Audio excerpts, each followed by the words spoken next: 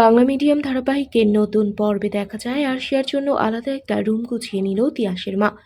ততক্ষণে মেজকা বলে অনন্যা বদিকে ওই চেয়ারে না বসানোই ভালো। অনন্যা পেছনে দাঁড়িয়ে শুনে মনে মনে বলে, সুমন্ত আজ আমার বিপক্ষে কথা বলছে, আমিও দেখে নেব। আবিরা কিন্তু আরশিয়াকে বাজে বাজে কথা বললে নিবেদিতা আবিরাকে সাবধান করে দিল। অনন্যা কিন্তু কৌশল অবলম্বন করে বলে, সুমন্তের পক্ষেই কথা বললে ভিকি বলে মাকে পাওয়ার অফ অ্যাটর্নি দেয়া হোক। তারপর ভিকি সমস্ত পেপার স্বাক্ষর করে দিয়ে বলে দিদির কাছ থেকেও একটা সাইন করে নিবে। পরে আলাদাভাবে ইন্দিরা মেজকাকে বলে, আমার মনে হয় মা ভালো হয়ে গেছে, তাই তুমি আর কোনো চিন্তা করো না। ওদিকে প্রমোটার তার ছেলেদেরকে সব কাজ বুঝিয়ে দিল। অনন্যা চলে এসেছে মোহনা বাসুর কাছে, বলে স্কুলটা আমি আপনার কাছে বিক্রি করে দেব, কিন্তু আপনাকে আমার হেল্প লাগবে। মোহনা বলে, আমি হেল্প করব, কিন্তু কিভাবে আপনাকে আমি বিশ্বাস করব? তারপর মোহনার ১০-১২টা ছেলে দরকার, যারা রেহানকে উত্তেজিত করবে, আর রেহান তখন এমন কিছু করবে যাতে করে স্কুলটা বন্ধ হয়ে যাবে। রাজি হয়ে যায় মোহনা।